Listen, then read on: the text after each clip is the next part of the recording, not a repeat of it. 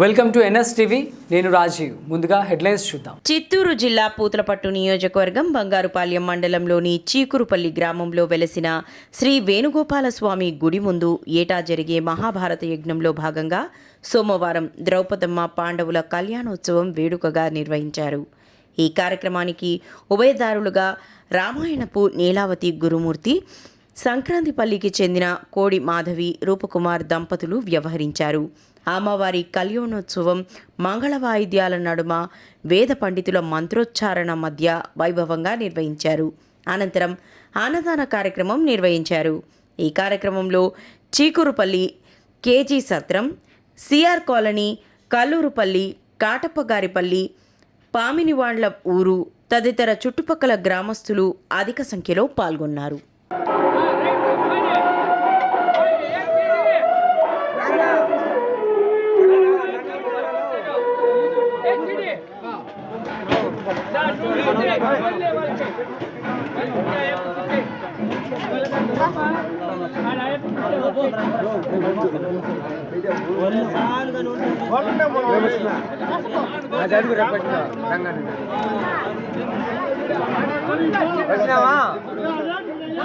పెద్దది కదా ఫోటో పేపర్లో